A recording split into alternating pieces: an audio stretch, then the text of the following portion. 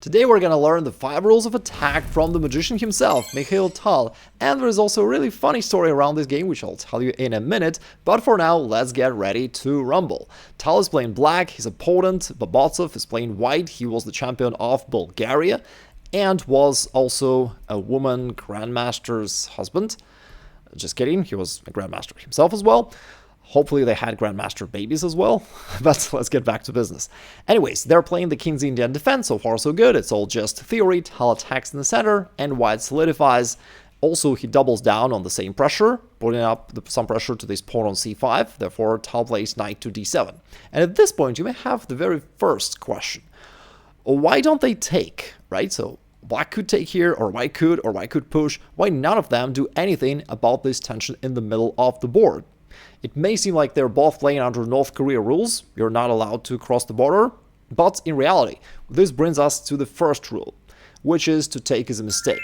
Now, if you've been following this channel for quite some time, you might have heard this rule from me before, but what you might not know is that I actually learned this rule from Tal. Back in the day when I was a teenager, I read a book of Tal, and I noticed that he was always maintaining the tension. So let me explain what that means.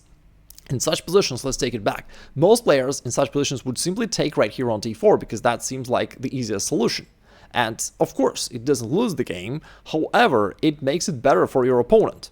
White would in this case recapture with a knight, therefore bring the knight to a better central square, plus untangling the pieces, it would be easier for him to develop the bishop, to complete his development, and therefore by your own capture on d4, you somewhat helped your opponent to improve his position. And by the way, the very same thing would be true for white as well. Let's say in this case, instead of taking, Tal just decided to guard this pawn on c5, he played knight d7. Now imagine white did the very same positional mistake. If white took right here on c5, that would do the same favor to black. Now black could advance his knight or a pawn to a better square, and white helped black to achieve that. So that brings us to the first rule: to take is a mistake, to not release the tension unless there is something particular, something specific that you gain out of it. So for now, they both are following these rules, and white plays queen d2. Now that's another interesting moment. What would you play here if you were black? Think about this for a second. I'm pretty sure that most players would notice that their bishop on c8 is undeveloped, and they'd be thinking, alright, maybe I need to do something about that. However, Tal played another move which is quite mysterious, pawn to a6. So what is the point of that move? Well, he noticed that by playing queen d2, white potentially prepared queenside castling. And therefore, Tal is kind of saying, if you want to castle queenside, go ahead, I'm waiting for you right there. At some point, I'm going to strike right there with b5, and I'm going to make it really hard for you.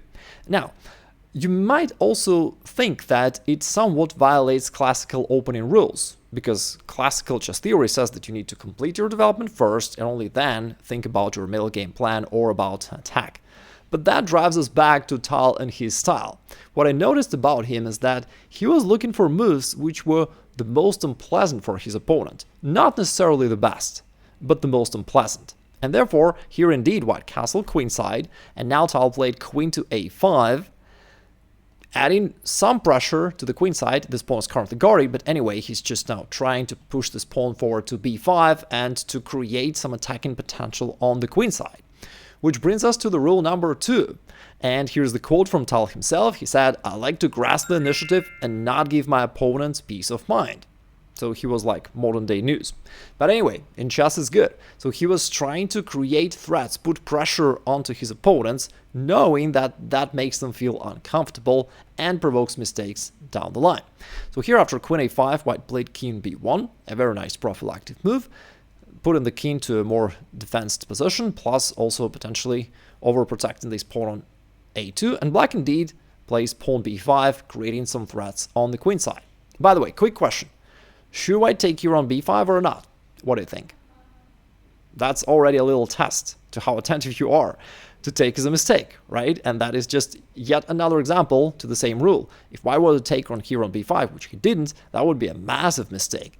That would help black to trade off and open up this file for his heavy pieces, and white would be just losing here the game straight away. Now b4, queen takes a2, and white is done. So that is how important to follow these rules. Anyway, white player was a grandmaster, as we know, and instead of this, he played knight to d5. Now, that's a very clever trick.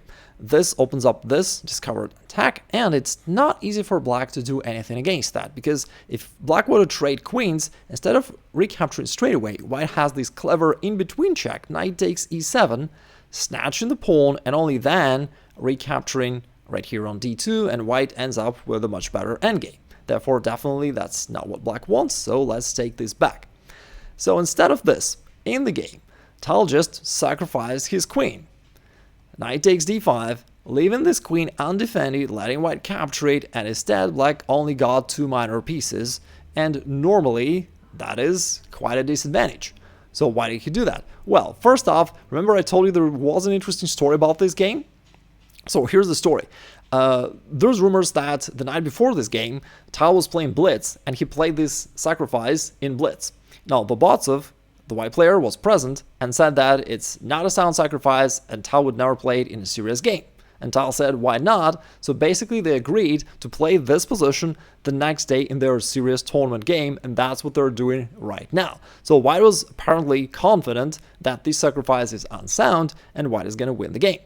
Anyway, Tal here is creating threats, and this probably brings us to the third rule of attack from Mikhail Tal, which is something that lots of his opponents misunderstood. And I would call it activity over material. Or in other words, you may put it as quality over quantity. So he was less concerned about the quantity of pieces that he has, but much more concerned about how active they are.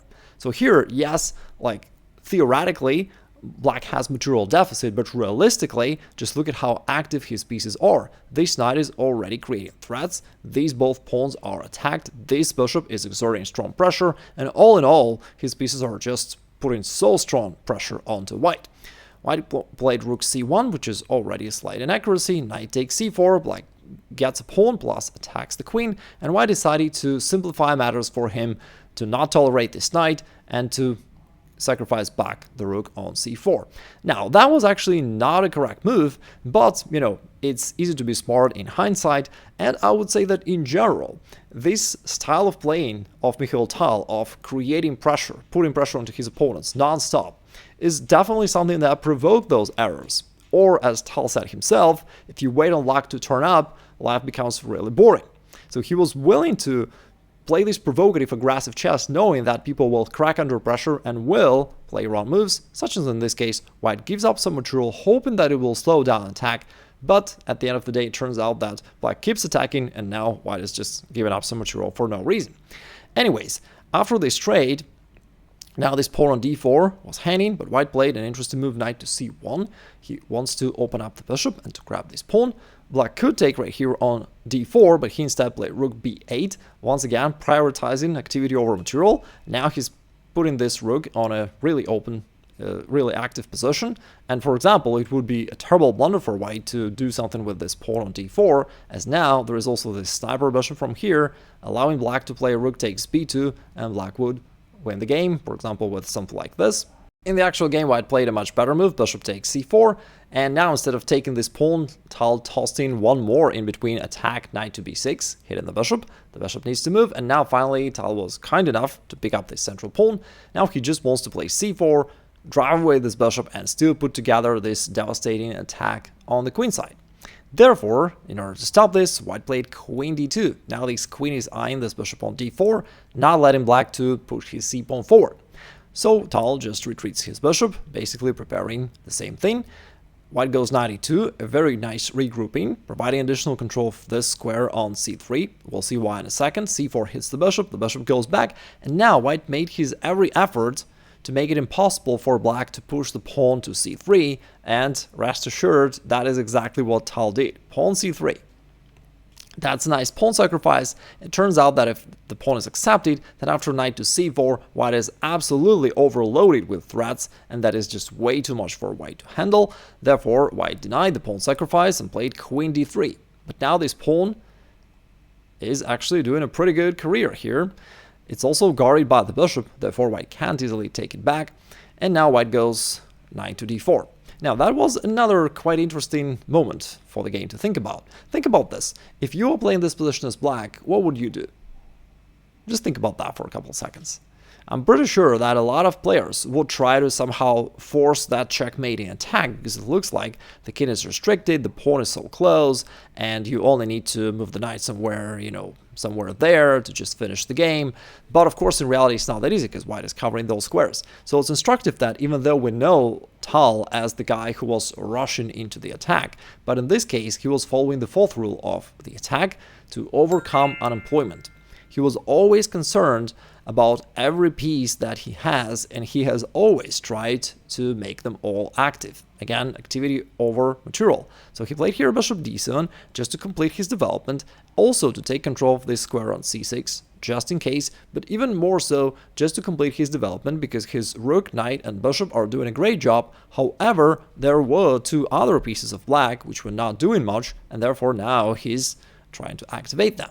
White played rook d1, doing basically the same thing, breaking his last resource, and now rook to c8 also makes it possible for black to utilize every single piece that he has for his attack. So very important. White played bishop b3, trying to block the b file for the rook, and now of course it's quite clear that black is putting strong pressure onto white, but nevertheless, how do you continue your attack here? This brings us to probably the most important idea on how you find attacking moves, because it's easy to know these different rules about chess, but how do you actually think when you are playing chess, and let's say it's blitz, you only have seconds to find the right move, so how do you think in order to find the correct move? So here's the way that I recommend, and that's what I use as Grandmaster, and hopefully you can model the same process. So focus your attention to your opponent's half of the board, to those last 4 ranks, and ask yourself the question, how do I go forward onto that territory and create threats? Now, what does it do? When you ask yourself that question, that narrows your focus to only those opportunities that fit that criteria. And usually there aren't many, because that territory by default is controlled by your opponent, and his pieces are standing there. So there aren't that many options that you have at all. And if you ask that question, you can find that single or maybe few opportunities that you need to consider. So in this position, if you ask yourself, how do I go forward onto that territory and create threats, I don't see many moves at all that would follow this guideline. And Tal plays knight a4, which is the best move and probably the only move that actually fits this criteria. It creates a threat of knight to c3 check and a fork, and it's a move to white's half of the board. So that's how you do it in a simple and really efficient fashion. By the way, if you are interested in these rules of thinking, I'm actually a big proponent of this subject. I've got a dedicated course called Level Up Your Chess, where I've put together all these rules which I follow while playing, and hopefully you'll find them useful just as well. So if you don't have much time to study chess, but you wish to have some simple actionable guidelines to progress in chess, you may wish to check out this course. I'll leave a link below in the description. There I included those rules for every stage of the game, opening, middle game, end game. I even recorded myself playing and saying out loud how I find correct moves so you can follow the exact same process. So again, if you're curious, I'll drop a link below the video in the description. But for now, let's come back. So white traded off this knight on a4, which created one more threat. White tried to block the threat once again, and now you can try to practice this way of thinking on your own. Ask yourself this question, how would you play here if you're black? The way of thinking is the same. Look at the white's half of the board and ask yourself, how do you go there and attack something? So here you may consider this capture or rook to c3. These are the only 2 moves which really attack something right away on your opponent's side of the board. So Tal played rook c3, which is more efficient, hitting the queen.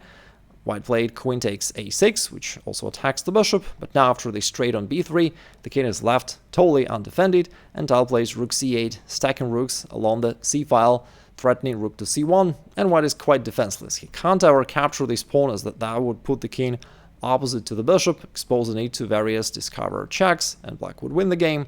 But instead, in the game, he just played queen to a3, which doesn't really change anything, because after rook to c1, and after this trade, the king has to move. Notice that our sniper bishop from g7 is doing a great job, still guards the pawn, and of course, this left us with the most important question. How would Tal finish the game if he had an opportunity to do this after king a2?